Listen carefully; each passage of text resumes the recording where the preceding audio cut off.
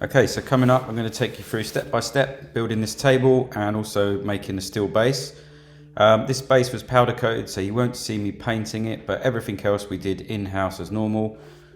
Now when this table first started out, it was actually going to have wooden legs, and that's what I'm doing here, cutting the wood, getting it ready for the wooden base. Same design. I've done it before. I'll put a link in the description to the first table I made with these kind of diagonal legs. Client decided to go for steel in the end, so you'll see how we change that round as we carry on.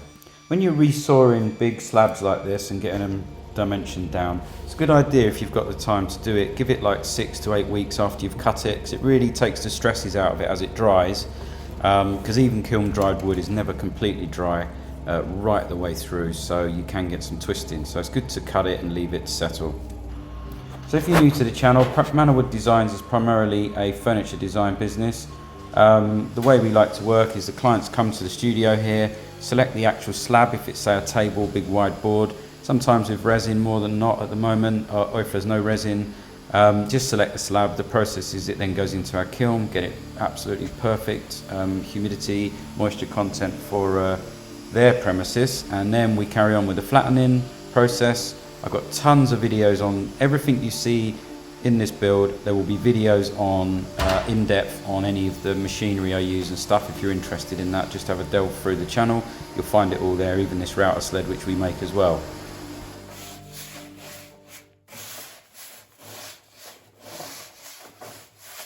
So a major part of working with these really large heavy slabs is the handling of them. I do work alone most of the time. It's my son that does the fabrication for the steel, but I'm here on my own, so there's always a process that needs to be followed to get these things moved around and in position. And if you're looking at things like the lift table, which is a complete game changer, again, there's videos on this. I do get asked all the time about stuff I'm using, so please look through the channel. I've done in-depth kind of workshop talks on everything for people who are interested in that side of it.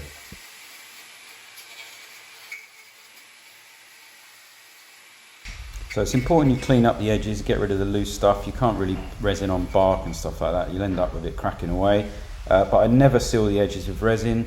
What I do on these kind of porous, gnarly slabs is I'll pour a few mil in the bottom of my mould, leave it overnight.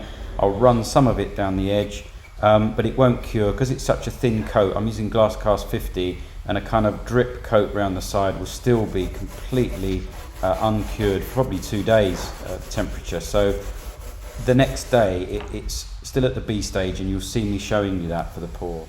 Some of my tables have like a natural edge. In England it's called the waney edge, or in the States and pretty much all over the internet now it's called a live edge. This is going to have square edge, so I'm just trimming it, getting it ready for the mould. Okay, so I've done plenty of videos on building the moulds. This is polypropylene and hot glue, simple as that. Build the mould around these big slabs. It's too difficult for me to get them in and out, so I spend a lot of time gluing it up so that you don't get any leaks. If you do get a leak, you just simply use like decorator's caulking, very easy.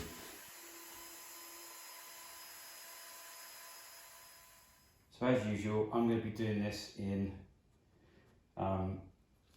first pour. It's going to be covering it in about 5 mil, if that, just to seal the bottom of the mould. Let the liquid get underneath the slab, and then I'll clamp the slab down a little bit more just to squeeze it out any air pockets. And I'll do the main pour tomorrow in one go, which will be about 60 mil in one hit.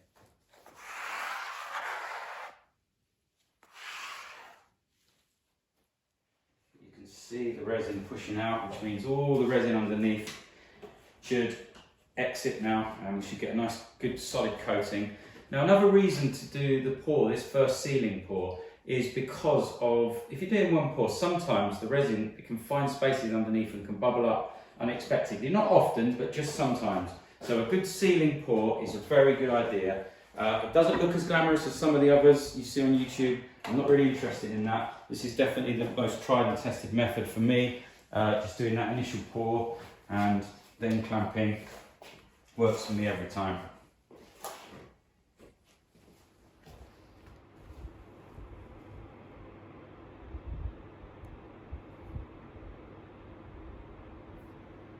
So that's the perfect B stage, ready for the main pour today, which is about another, I don't know, 55 mil, something like that. Get all this lot and go, one go. So I often get asked about the resin pigments and how I stir it and mix it. I've got plenty of videos on all of the detail of that kind of stuff, but there is no secret to it. I mix this like I would paint if you was an artist. Just add a bit of colour here and there. If I've worked with a client on a certain colour, then I'm obviously trying to match the sample that I made, but I don't weigh it out or measure it.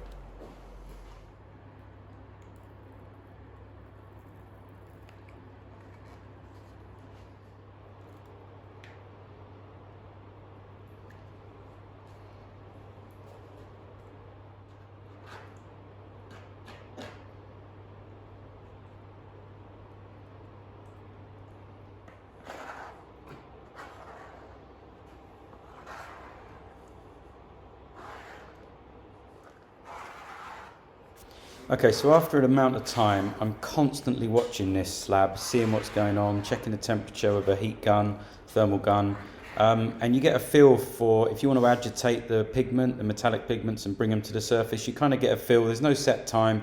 You can see I've got a room stat there, room's air conditions, water cooled table, thickness of the resin, amount of wood. There's so much to it, but you get a feel for it, and you get a feel for when you can agitate the pigment, and at that point it's going to almost stay exactly as you leave it. It will just flatten off.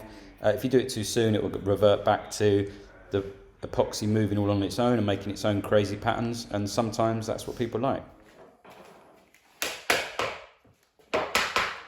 Okay, so I leave it around about, depending on what else has got to come onto the pour table, I would leave this for around about 5 days in the mould, roughly. And I'll probably leave it another 3 or 4 days before I start to machine it after it comes out of the mould.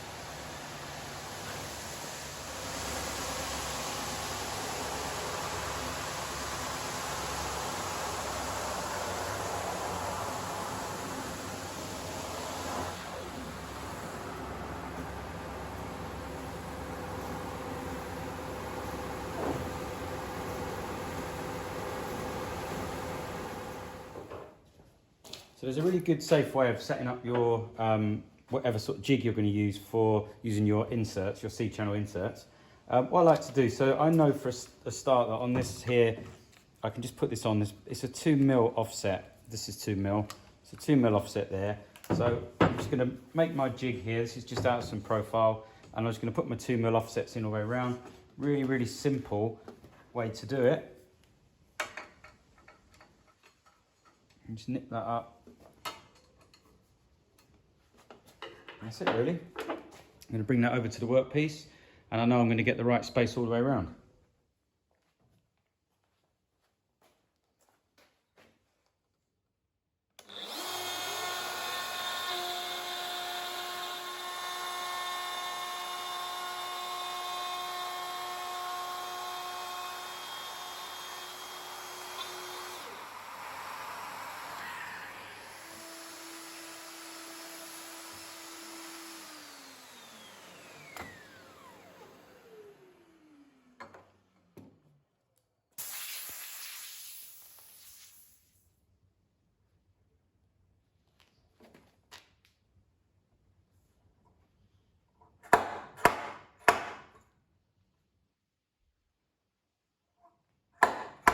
So this is just some C-channel. You can get it at any steel supplier or buy it online, whatever. It is a pain to cut the slots in it, so I have mine punched. It's not always necessary. I've got tables with no C-channel, but this was quite a thick table. And in the first, I mean, it's been kiln dried, but in the first year or so, because you've taken so much meat off it and it's got all the resin on it, it just helps just keep it nice and flat.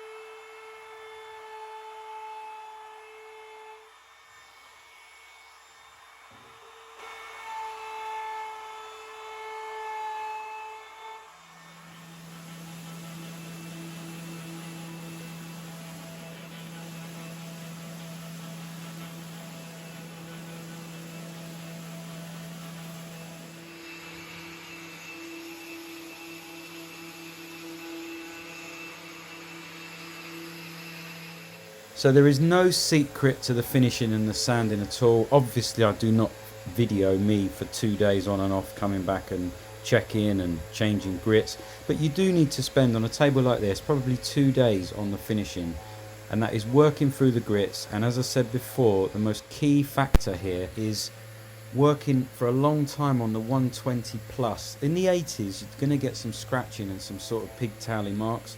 Get to 120 and also keep throwing away the paper. Don't worry about cleaning the paper and reusing it. It's not that expensive. Just keep using new paper.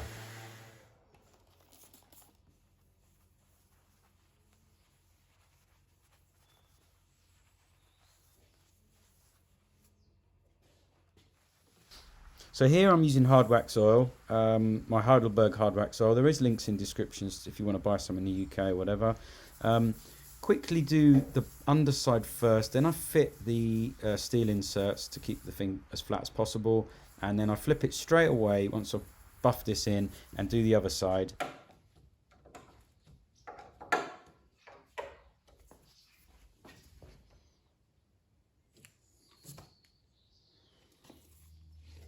Both sides have 2 coats, and in the top coat on the main side you can just keep working and buffing and working until you get the finish you desire.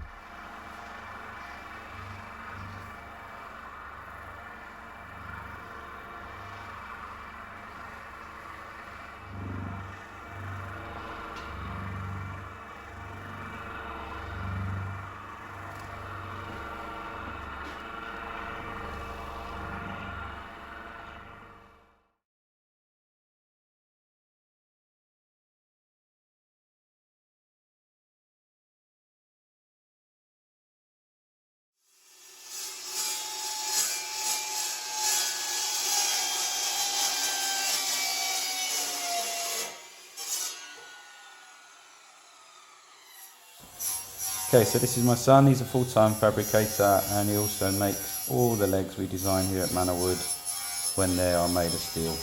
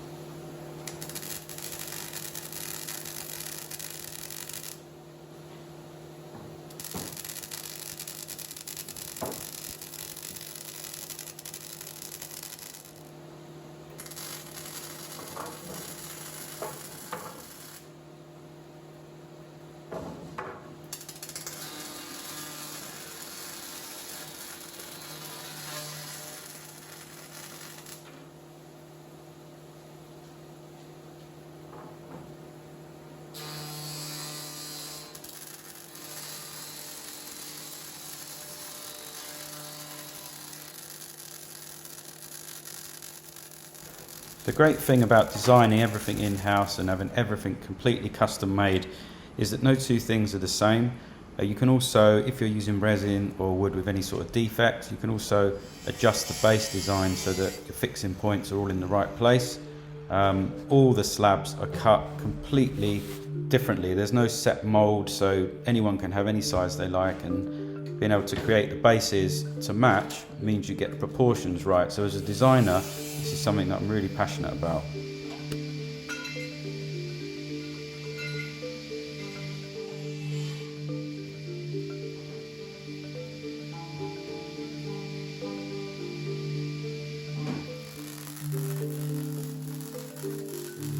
So I was really excited seeing this base come together, because as I say, the original design was a wooden base that I did on a walnut table. There's a link in the description to that table. I'll just show you a picture here.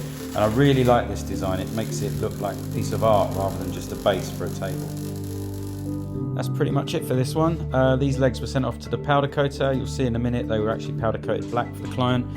So there's no spraying or anything on this from me. I simply took it to the shop blaster, then over to the powder coater, and then just fixed it as always with some threaded inserts, and pretty much ready to deliver to the client.